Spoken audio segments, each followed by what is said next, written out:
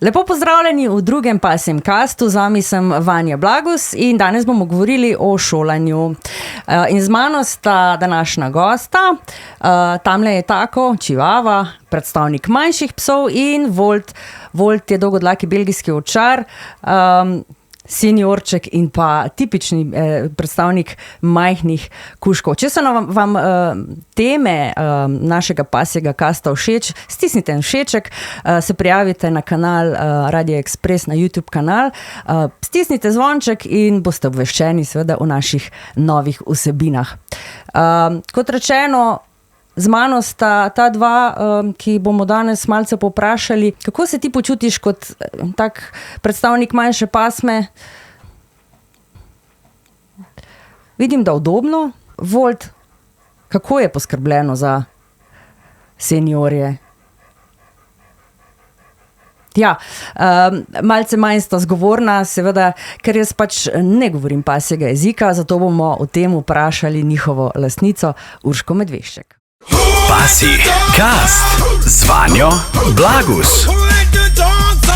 Preden se pogovorimo o tvojih psih in seveda o temi, pa morda čist nekaj tvojih nazivov, ki se mi zdi, da prav, da jih izpostavimo kot to, da si seveda ljubiteljica psov in živali nasploh v prvi vrsti.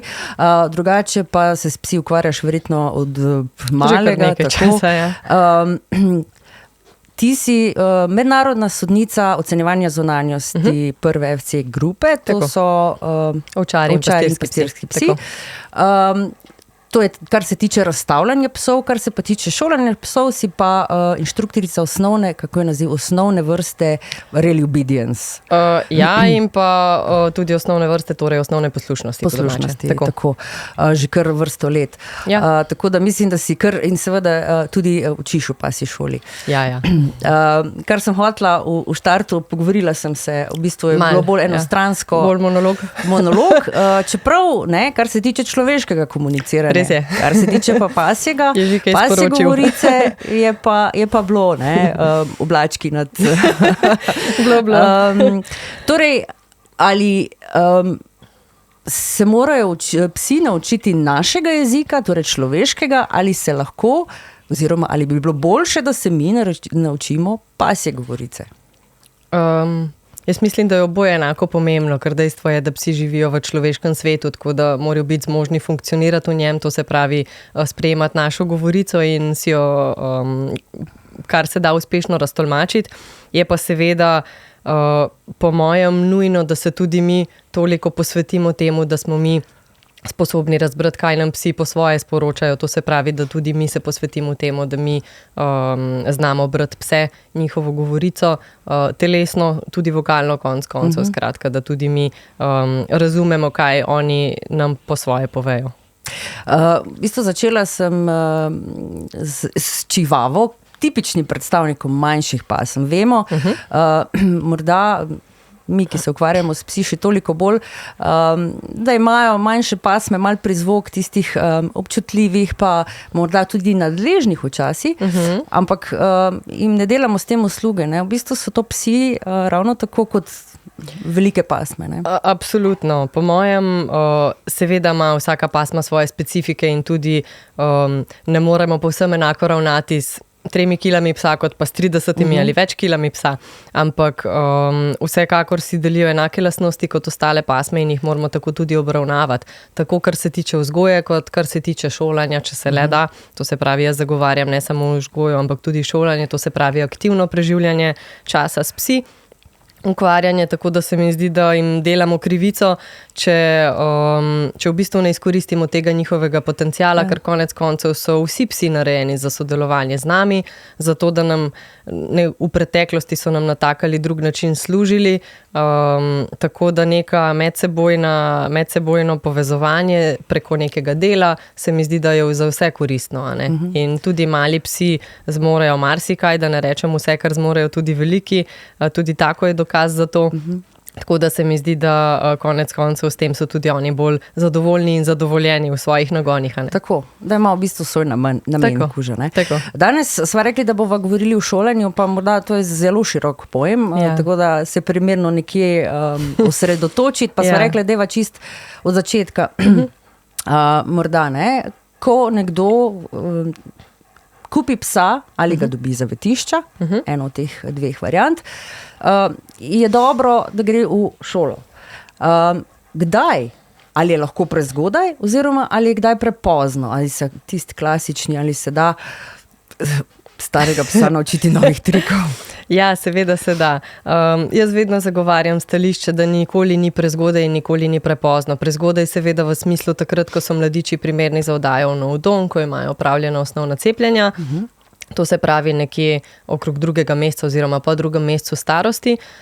Tako da, če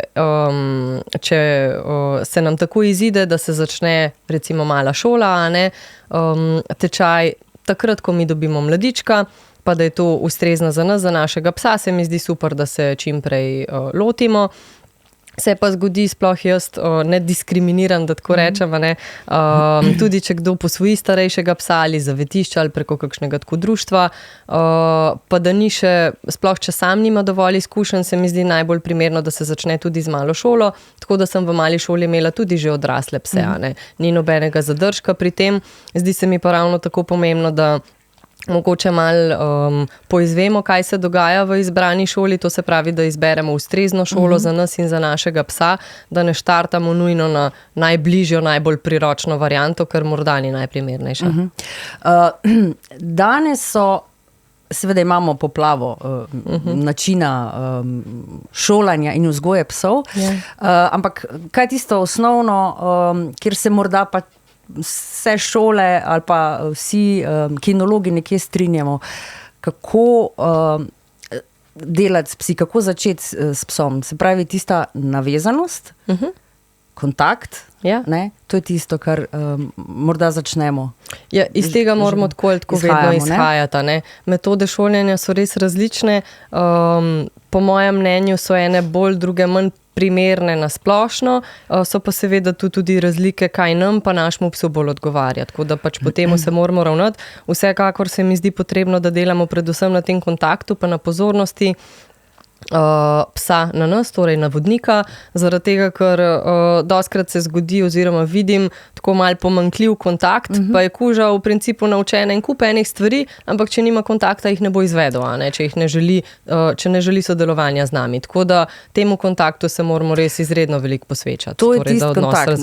Govoriva o kontaktu, ampak čist v praksi, kako, že ko recimo pripeljemo psa domov, preden gremo v šolo, morda tisti, začne se v bistvu življenje in socializacija od prvega trenutka naprej. Ja, seveda. Čist konkretno, kako dosežemo tisto navezanost, morda, pa jo potem tako delamo naprej. Zelo plastično ponazoritvijo, recimo, da ko kuža vzpostavi stik z nami, to se pravi, ko pride k nam, jaz rečem, ko se pride pofočkati, to se pravi, ko pride do nas, ga vsaj pohvalimo, To je najmanj, kar lahko naredimo in te pohvale ni nikoli preveč, če malo pretiravam. To se pravi, vsakič, ko kuža vzpostavi stik z nami, to pohvalimo, to označimo, ker potem je to zlahka vzdrževati. Psi, sploh mladi, se tako ali tako radi ravnajo po nekih vodjah, ali so to pasje, ali so človeške, tako da bojo samodejno načeloma se preusmerjali na nas. In če mi to vzdržujemo, bomo to načeloma lahko vzdrževali in imeli zagotovljeno vse življenje. Če pa teh trenutkov veliko zamudimo na začetku, je pa povsem možno, da bo kuža nehal ponujati to vedenje in bo najdel druge prioritete v življenju, tako kot je njegov vodnik. Tako da na tem moramo res delati. Ko kuža pride do nas, bravo, super! Kako je z igranjem z drugimi psi? To je en tak, zanimiva debata. Kako je s tem, recimo, po šoli ali pa med tednom seveda grejo na sprehod s svojim psom in seveda srečujejo in druge pse in druge ljudi, sploh pri teh manjših pasmah je tisto, koliko je luškan, pa morda ljudje kar silijo psa. Tukaj jaz vidim, da ljudem je kar zoprno, ko jim rečeš, komunicirajte z ljudmi in povejte. Ja, dosti ljudem je to tudi neugodno, sploh če dobijo navodila, ki so mogoče v nasprotju s tem, kar bi oni sami po sebi delali. Moje videnje na to, moj pogled na to je tak, bolj primerno se mi zdi, da ima mlad pes predvsem izkušnje s starejšimi stabilnimi psi, ki ga naučijo primernega vedenja, ki mu tudi znajo postaviti meje, ker vseeno bo mlad pes od drugega psa verjetno veliko hitreje razumel, kje je meja kot pa od nas. Tako da se mi zdi najbolj primerno za mlade pse, da imajo čim več takega stika, to se pravi z stabilnimi, umirjenimi oziroma pač lepo vzgojenimi starejšimi psi, po katerih lahko povzamejo taka vedenja, kot jih mi želimo od njega tudi v prihodnje. Prijetnega. Ne vem, morda imaš kako zanimivo anekdoto iz pasje šole, prepričana sem, da se dogajajo zanimive in hecne situacije. Ja, mislim, anekdot je ogromno, a ne? S psi je tako vedno zabavno, tako da takih trenutkov je veliko. Simpatično je recimo, če so kakšni taki mal neobičajni pari, tako v šoli kot potem v nadaljnjem šolanju. Potem vedno sem vesela, ko pridejo kakšni manj klasični psi ali pa manj taki značilni za kakšne poslušnosti, tako da če dobim kakšne posvojenčke, recimo, ki se ve, da so bili v zavetišču ali pa da so živeli na cesti, pa recimo po enem tečaju ali pa 2 tečajih grejo na izpit poslušnosti, to se mi vedno zdi zelo lepo, ali pa posvojeni hrti, ali pa recimo en tečajnik mi je tako v spominu, pa ga rada izpostavim kot primer, kaj se da z dobro voljo. Iz koronskih časov je en gospod iz gorenjskega konca si omislil Krašovca in so se takrat pasje šole zaprle in njemu je pa bilo hudo imeti mladiča Krašovca, pa da bo zdaj se nič ne bo zgodilo z njim, kaj bo z njim, z njegovo socializacijo in tako naprej.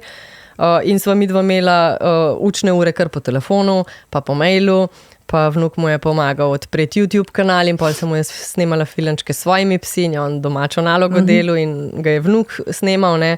Tako da takrat sem res tako ga pol izpostavim kot primer, kaj se da z nekaj volja, ne. Res ni zadržka, kdorkoli si želi delati svojim psom, ni nobenega zadržka za to.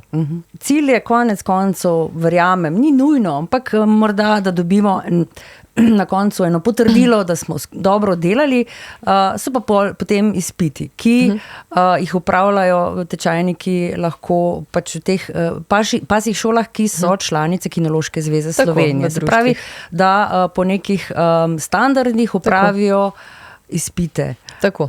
To je cilj, ne? Ja, vsekakor. Se mi zdi super, da imamo nekaj za pokazati na koncu tega procesa šolanja, hkrati pa bolj bistveno se mi zdi pač ta povezanost, ki nastane pri tem delu. Tako da jaz imam veliko tečajnikov, ki v bistvu leta obiskujejo kakšne tečaje, pol si pa moram jaz nove tečaje izmišljati zaradi tega, da imam za ponuditi kaj novega.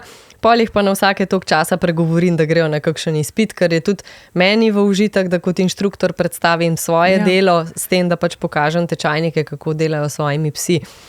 Tako da ja, absolutno so ti izpiti, se mi zdi, da je fajn imeti en konkreten cilj.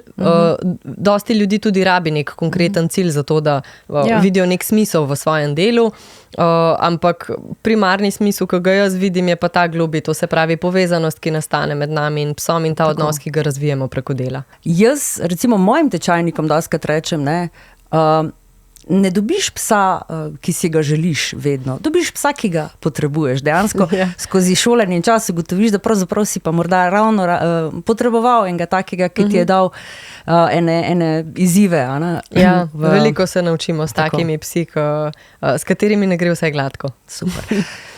Urška, lahko bi še debatirali, pa verjamem, da še bova. Jaz sem zelo vesela, da si se odzvala povabilu drugega pasjega kasta, da bova kdaj še kakšno temo obdelali. Hvala lepa tudi Voltu in Taku. Jaz verjamem, da boste zdaj povedala izven etra veliko več. Boste bolj zgovorili.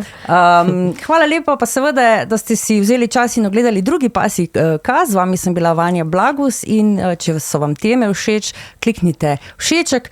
Če imate kakršnokoli vprašanje v zvezi s šolanjem psom, s psi ali karkoli, napišite in seveda bomo z veseljem našli strokovnjaka, tudi morda čist zdravstvene zadeve, pa kar se prehrane tiče, za vas in vam poskušali odgovoriti. Lepo pozdravljeni.